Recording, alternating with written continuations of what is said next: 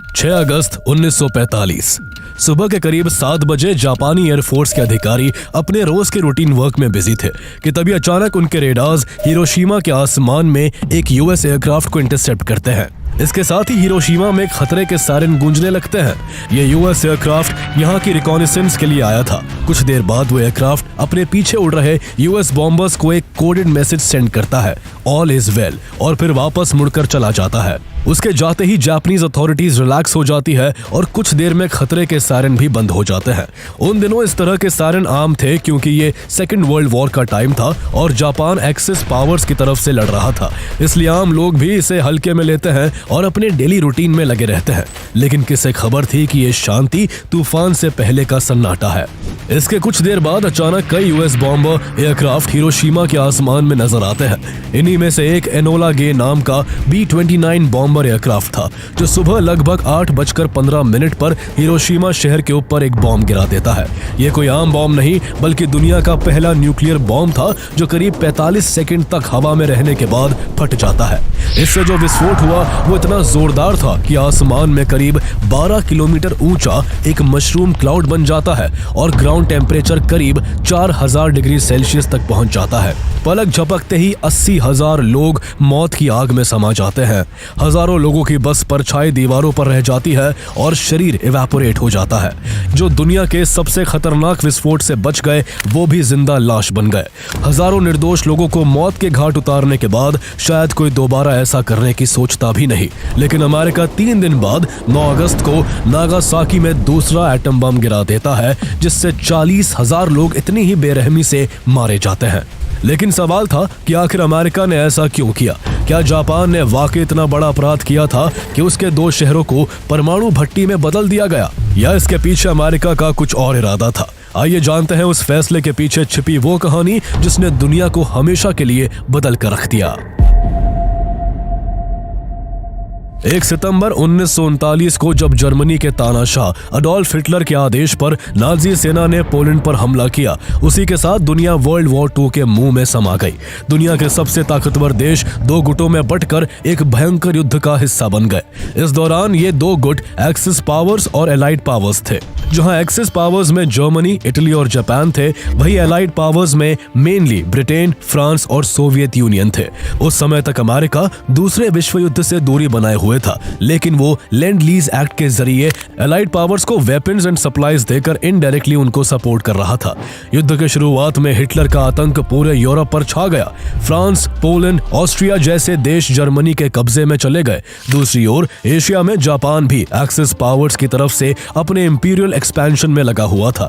उस समय Hirohito Japan के एम्परर थे जिनका ग्रेटर ईस्ट एशिया को प्रॉस्पेरिटी स्फीयर का सपना था, जिसकी आड़ में वो एशिया के ज्यादा से ज्यादा हिस्से पर जापान का कब्जा चाहते थे। इस एक्सपेंशन के तहत जापान ने कंबोडिया, वियतनाम, कोरिया जैसे देशों समेत चाइना के कई हिस्सों पर कब्जा कर लिया था। लेकिन उस समय जापान के सामने एक बड़ी समस्या नेचुरल रिसोर्सेज की थी। जापान के अंदर नेचुरल रिसोर्सेज न के बराबर थे।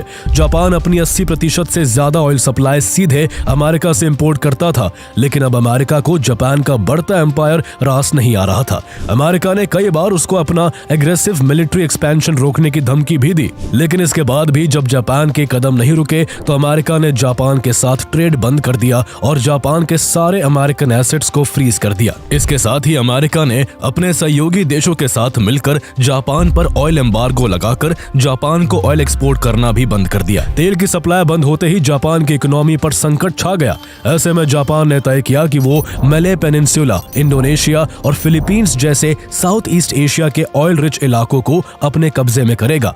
इससे न केवल उसका एक्सपेंशन होता बल्कि वो इन पर कब्जा कर खुद ऑयल भी हासिल कर सकता था। लेकिन इन इलाकों पर कब्जा करने के लिए जापान को सबसे पहले पैसिफिक ओशन में मौजूद यूएस नेवी की ताकत को खत्म करना था, क्योंकि अमेरिका के पास वहां ऐसी पावरफुल नेवी थी जो जापान के शिपिंग रूट्स और उसके एक्सपेंशन में कभी भी रुकावट डाल सकती थी। और फिर 7 दिसंबर 1941 की सुबह जापान ने एक ऐसा हमला किया जिसने इतिहास की दिशा को हमेशा के लिए बदल दिया। सुबह सुबह जापान ने हवाई में स्थित US naval base Pearl Harbor पर अचानक हमला कर दिया। यह हमला इतना तेज और अचानक था कि अमेरिका के पास रिस्पॉन्स देने तक का मौका नहीं बचा। इस हमले में 2400 से ज्यादा अमेरिकी सैनिक मारे गए, 20 से ज्यादा अमेरिकन नेवल वेसल्स डिस्ट्रॉय या डैमेज हो गए, जिनमें 8 बैटलशिप्स शामिल थी और 300 से ज्यादा एयरप्लेन्स पूरी तरह तबाह हो गए। इस हमले ने पूरे अमेरिका को हिला दिया। प्रेसिडेंट फ्रैंकलिन डी रूजवेल्ट ने गुस्से में अगले ही दिन 8 दिसंबर 1941 को जापान के खिलाफ युद्ध की घोषणा कर दी और इस तरह America officially second world war में कूद पड़ा। अमेरिका के वॉर डिक्लेयर करने के बाद भी जापान रुका नहीं और उसने बिजली की रफ्तार से अपने मिलिट्री ऑपरेशंस जारी रखते हुए Guam, Wake Island, Hong Kong, Singapore, Philippines, Malaya, Burma और डच ईस्ट इंडीज पर कब्जा कर लिया। इस तरह कुछ ही महीनों में जापान ने साउथ ईस्ट एशिया और पैसिफिक के बड़े हिस्से को अपने कंट्रोल में ले लिया।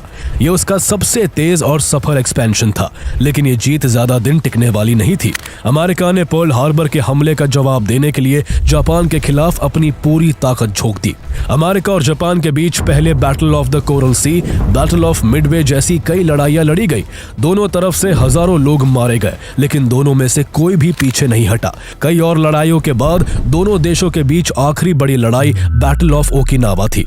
ये इतनी भयंकर लड़ाई थी कि इसमें 1 लाख से ज्यादा जापानीज और करीब 12,000 अमेरिकी सैनिकों की जान चली गई। इस लड़ाई ने अमेरिका को रियलाइज करा दिया कि अगर वो जापान से यूं ही आमने सामने की लड़ाई लड़ता रहा तो उसकी कितनी बड़ी कीमत होगी। जापानी सैनिक इतने खतरनाक और जाबाज थे कि उन्हें मर जाना मंजूर था, लेकिन वो हार मानने को तैयार नहीं होते थे। वो आखिरी सांस तक लड़ाई लड़ते थे। ऐसे लड़ाई करके अमेरिका भले ही जापान को कमजोर कर रहा था, लेकिन उसकी खुद की ताकत भी कम होती जा रही थी। हर लड़ाई में उसके सैनिक उसकी उम्मीद से ज्यादा मारे जा रहे थे। 1945 तक दुनिया की आधी ताकतें युद्ध लड़ते लड़ते थक चुकी थी। एक्सिस पावर्स की तरफ से इटली पहले ही झुक चुका था। वही 30 अप्रैल 1945 को जब हिटलर ने बंकर में खुद को गोली मार ली, तो उसके कुछ ही दिनों बाद मई 1945 में जर्मनी ने भी एलाइड पावर्स के सामने ऑफिशियली सरेंडर कर दिया। अब एक्सिस पावर्स में सिर्फ जापान बचा था और वो आखिरी सांस तक लड़ने को तैयार था। उसके सैनिकों का एक ही नियम था, डेथ बिफोर सरेंडर। जापान के एम्परर हिरोहितो और उसकी इंपीरियल आर्मी अब भी इस विश्वास में थे कि अगर देश को बचाना है तो आखिरी सैनिक तक युद्ध जारी रहना चाहिए। इस समय तक अमेरिका के प्रेसिडेंट फ्रैंकलिन डी रूजवेल्ट की मौत हो चुकी थी और हैरी एस ट्रूमैन नए प्रेसिडेंट बन चुके थे। उनके कंधों पर युद्ध में फंसे अमेरिका की जिम्मेदारी आ गई। युद्ध में धीरे धीरे अमेरिकी रिसोर्सेज बर्बाद होते जा रहे थे, लेकिन इसके बाद भी जापान हार मानने को तैयार नहीं था। अब हैरी ट्रूमैन को डिसीजन लेना था कि कैसे अमेरिका इस युद्ध से वापस निकले या फिर इसे खत्म करने के लिए कदम उठाए। जापान पर इन्वेजन करने के विचार ने ट्रूमैन और उनके एडवाइजर्स को सोचने पर मजबूर कर दिया और तभी हैरी ट्रूमैन को अमेरिका के एक ऐसे सीक्रेट प्रोजेक्ट के बारे में पता चलता है जिसमें 1,30,000 साइंटिस्ट, इंजीनियर्स और सोल्जर्स करीब 4 साल से बिना रुके लगे हुए थे। इस सुपर सीक्रेट प्रोजेक्ट का नाम था द मैनहट्टन प्रोजेक्ट। यह दुनिया के सबसे बड़े, सबसे सीक्रेट और सबसे महंगे डिफेंस प्रोजेक्ट्स में से एक था। करीब $2 बिलियन की लागत वाला यह प्रोजेक्ट इतना ज्यादा सीक्रेट था कि हैरी ट्रूमैन जब प्रेसिडेंट बनने से पहले वाइस प्रेसिडेंट थे, तब उन्हें भी इसके बारे में सही से नहीं पता था। इस प्रोजेक्ट का मेन एम न्यूक्लियर फिजन की एनर्जी को एक खतरनाक बॉम्ब में बदलना था। इस प्रोजेक्ट पर जे रॉबर्ट ओपेनहाइमर और जनरल लेस्ली ग्रोव्स की लीडरशिप में दुनिया के कई बड़े दिमाग और साइंटिस्ट एक साथ काम कर रहे थे, जिन्होंने जुलाई 1945 तक वो बम बना लिया जिसकी उन्हें तलाश थी। इसके बाद 16 जुलाई 1945 की वो सुबह आई जब न्यू मैक्सिको के जोर्नाडा डेल मुर्तो रेगिस्तान में दुनिया को हमेशा के लिए बदलने वाली एक घटना होती है। न्यू मैक्सिको के इस रेगिस्तान में ट्रिनिटी टेस्ट के नाम से दुनिया का फर्स्ट न्यूक्लियर टेस्ट किया जाता है। सुबह 5:29 पर जब वो बम फटा तो आसमान में सूरज से भी ज्यादा चमकीली रोशनी फैल गई। ओपेनहाइमर ने उस दृश्य को देखकर इंग्लिश में श्रीमद् भगवद गीता का एक श्लोक बुदबुदाया, now I am become death the destroyer of worlds. इस बम का धमाका इतना भयानक था कि साइंटिस्ट भी हैरान रह गए कि उन्होंने ये क्या बना डाला है। इस टेस्ट के सफल होते ही अमेरिका के पास न्यूक्लियर बॉम्ब के रूप में एक ऐसा हथियार था जो किसी भी देश को घुटनों पर ला सकता था। लेकिन सवाल यह था इसका इस्तेमाल किया जाए या नहीं। प्रेसिडेंट ट्रूमैन के सामने अब दो रास्ते थे, या तो जापान पर फुल स्केल इन्वेजन किया जाए या एक ऐसा झटका दिया जाए जिससे वो तुरंत सरेंडर कर दे। यूएस मिलिट्री लीडरशिप का मानना था कि अगर जापान पर सीधे हमला किया गया तो लाखों अमेरिकी सैनिकों की जान जाएगी। बैटल ऑफ ओकिनावा में ही 12,000 अमेरिकी सैनिक मारे जा चुके थे। अब अगर जापान के मेन आइलैंड्स पर हमला होता तो मौत का आंकड़ा कई गुना बढ़ जाता। ऐसे में अब अमेरिका के पास न्यूक्लियर बॉम्ब के रूप में एक नया डिस्ट्रक्टिव ऑप्शन था। हैरी एस ट्रूमैन फैसला करते हैं कि जमीनी लड़ाई में अपने लाखों सैनिकों की जान गंवाने और युद्ध को कई सालों तक खींचने के बजाय इस अल्टीमेट वेपन का यूज करके जापान को तुरंत और बिना शर्त सरेंडर के लिए मजबूर किया जाएगा। न्यूक्लियर बॉम्ब की ताकत की आड़ में हैरी ट्रूमैन बाकी अलाइड लीडर्स के साथ जुलाई 1945 में ही पॉट्सडैम कॉन्फ्रेंस करते हैं और जापान को वार्निंग देते हुए ये डिक्लेयर करते हैं कि अगर जापान ने अनकंडीशनल सरेंडर नहीं किया तो उसे प्रॉम्प्ट एंड अटर डिस्ट्रक्शन का सामना करना पड़ेगा। लेकिन जापान ने इस अल्टीमेटम को इग्नोर कर दिया। जापान को बिल्कुल भी अंदाजा नहीं था कि अमेरिका के पास अब कितना खतरनाक हथियार है और उससे कितनी बड़ी तबाही हो सकती है। वही अमेरिका को तो जैसे इसी पल का इंतजार था। न्यूक्लियर टेस्ट सक्सेसफुल होने के बाद से ही अमेरिका के पैर आसमान में थे। अमेरिका फैसला करता है कि वो जापान को झुकाने के लिए उस पर एटम बॉम्ब गिराएगा। अमेरिका ने फैसला न केवल जापान को सरेंडर करवाकर युद्ध को खत्म करने के लिए लिया, बल्कि उसका इरादा खुद को दुनिया का सबसे सुपीरियर साबित करने का भी था। जहां फ्रांस और ब्रिटेन जैसी पुरानी और बड़ी ताकतें पहले से ही अमेरिका की बोली बोलने लगी थी, वही सोवियत यूनियन को भी अमेरिका अपनी ताकत का एहसास करवाकर दबाना चाहता था। यानी एक तीर से कई निशाने साधे जा रहे थे। इनमें अमेरिका को अपना फायदा ही फायदा नजर आ रहा था। उसे यकीन था कि एटम बम गिराने से जहां जापान सरेंडर कर देगा तो वही इस प्रोसेस में उसका एक भी सैनिक नहीं मारा जाएगा। जो भी तबाही होगी वो जापान में होगी और उस तबाही के लिए भी जापान को ही ब्लेम किया जाएगा क्योंकि वो सरेंडर के लिए तैयार नहीं था। इसी सोच के साथ अमेरिका ने बिना देर किए अपने नए न्यूक्लियर वेपन को इस्तेमाल करने के लिए एक टॉप सीक्रेट ऑपरेशन शुरू कर दिया। कैलिफोर्निया के सैन फ्रांसिस्को पोर्ट से यूएस नेवी यूएसएस इंडियानापोलिस नाम के एक हैवी क्रूजर को वेस्टर्न पैसिफिक ओशन में मौजूद टिनियन आइलैंड के लिए रवाना कर देती है। इस जहाज में अमेरिका के पास अवेलेबल यूरेनियम 235 के टोटल स्टॉक का लगभग आधा हिस्सा लोड था। बाकी मटेरियल्स और टूल्स ट्रांसपोर्ट प्लेन्स के जरिए टिनियन आइलैंड भेजा जाता है। 26 जुलाई 1945 को यूएसएस इंडियानापोलिस टिनियन पहुंच गया और हथियार और उनका सामान वहीं उतार दिया।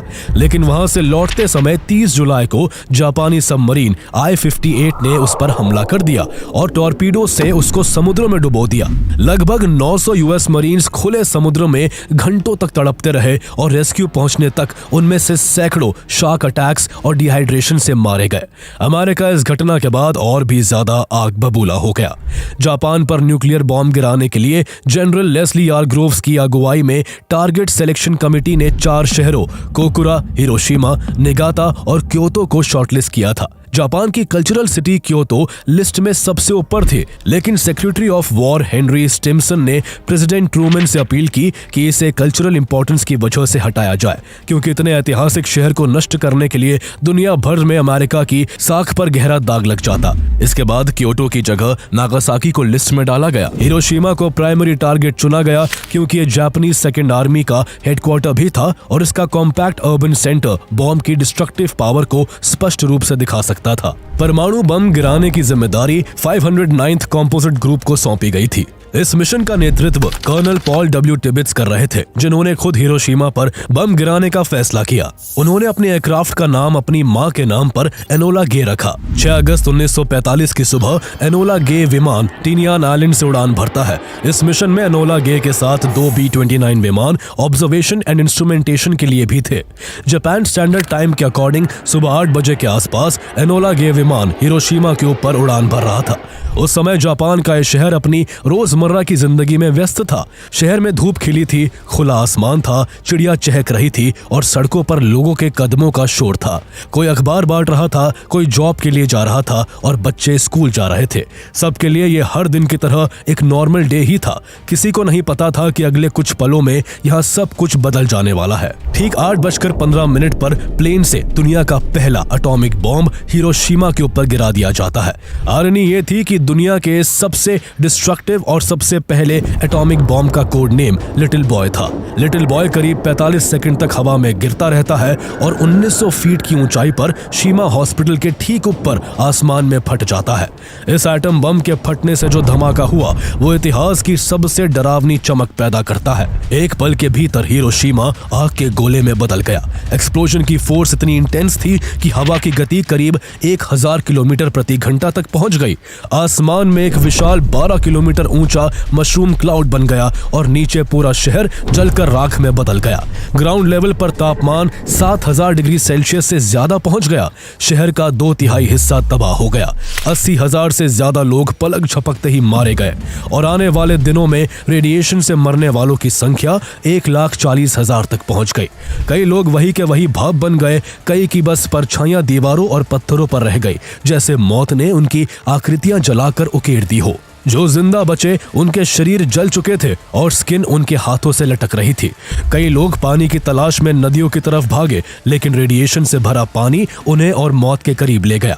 हिरोशिमा में एक पल में वो सब खत्म हो गया जो सदियों में बना था। स्कूल, अस्पताल, बाजार और इंसान सब राख हो चुके थे।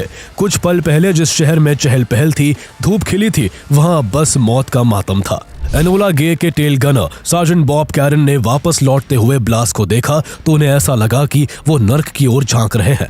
हैरानी की बात यह थी कि जिस बम ने कुछ ही सेकंड में लगभग पूरा शहर जलाकर राख कर दिया, उसी मिशन के लिए कर्नल पॉल डब्ल्यू टिबेट्स को टीनियन लौटने पर अमेरिका उन्हें डिस्टिंग्विश्ड सर्विस क्रॉस से सम्मानित करता है। इतना ही नहीं, उसी दिन प्रेसिडेंट ट्रूमैन अमेरिकी जनता को एड्रेस करते हैं और कहते हैं, एक अमेरिकी एयरक्राफ्ट ने जापानी सेना के इंपॉर्टेंट बेस हिरोशिमा पर एक बॉम्ब गिराया है।